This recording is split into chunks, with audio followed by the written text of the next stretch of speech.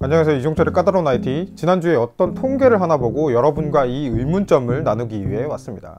자, 카운터포인트라고 전 세계적으로 유명한 시장 조사 기관이 있어요. 여기서 2022년 가장 많이 팔린 스마트폰 모델 10종을 공개했습니다. 결과가 충격적인데요. 아이폰이 8개, 갤럭시가 2개입니다.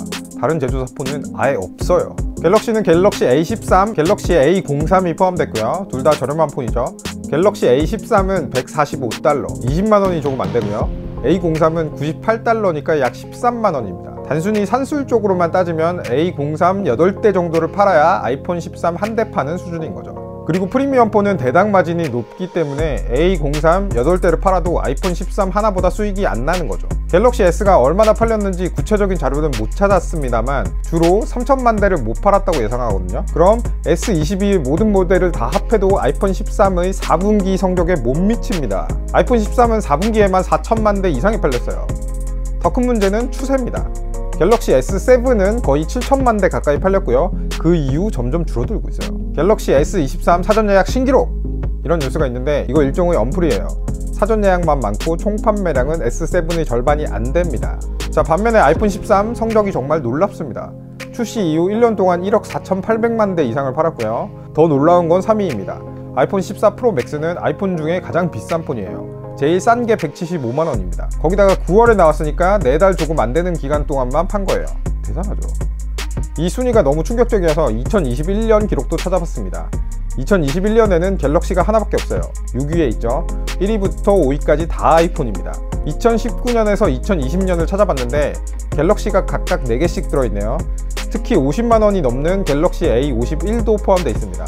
그런데 갤럭시 S는 없죠. 그러니까 점점 상황이 안 좋아지고 있는 겁니다. 갤럭시 S도 월간 판매량으로 보면 많이 팔릴 때가 있어요. 2022년 4월 자료를 보면 갤럭시 S22 울트라가 굉장히 고가 폰인데도 5위에 있죠. 그런데 연간 판매량에서는 10위 안에 못 들어간 겁니다. 삼성의 전체 점유율은 애플과 비슷합니다. 2월 기준으로 애플이 27.11%, 삼성이 26.74%죠. 원래 삼성이 근소하게 앞설 때가 많은데 갤럭시 S23이 나오고 난 2월에도 점유율을 이기지 못했네요. 지역 점유율로 볼까요? 북미, 유럽, 오스트레일리아, 중국, 일본 등 대부분의 지역에서 애플이 더 많이 팔리고요. 저가폰 위주의 시장에서만 삼성 점유율이 더 높습니다. 남아메리카, 아프리카, 인도. 인도 시장은 다른 곳보다 좀 특이한데요. 인도에서는 삼성이 애플보다 높은데 샤오미, 비보 다음이네요. 둘 다 그렇게 굉장한 힘을 쓰고 있는 시장은 아닙니다. 자, 판매량만큼 중요한 수치 볼까요? 프리미엄 폰 점유율입니다.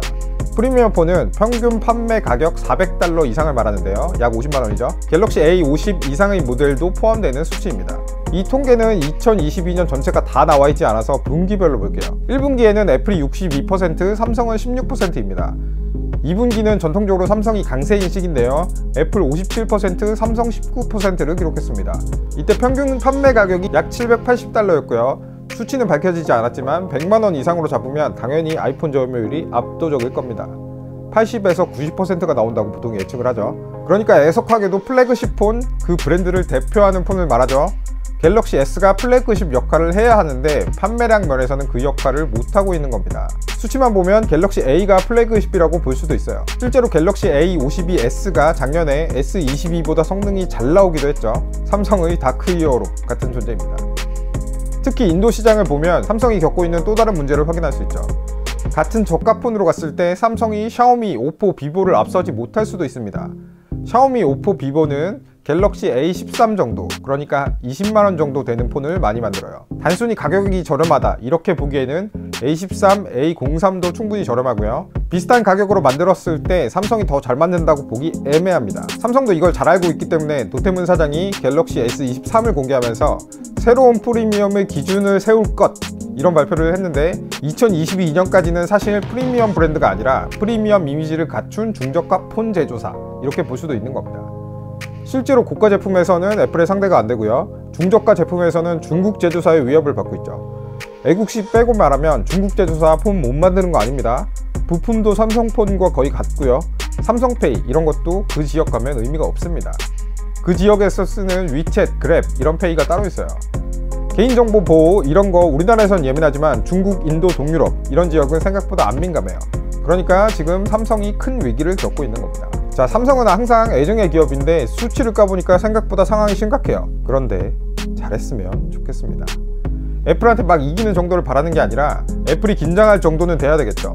S7처럼 7천만 대씩 팔고 그러면 애플도 긴장을 하겠죠. 지금은 그럴 필요가 없어 보이네요. 전체 프리미엄 점유율이 모두 애플이 1위니까요. 자, 삼성폰이 해외에서 왜 점점 더 인기가 줄어들고 있는지는 제가 조사를 좀 해보고 말씀드리겠습니다. 부디 갤럭시도 좀 힘을 내서 Do you know 갤럭시? 이런 말 좀 할 수 있었으면 좋겠네요.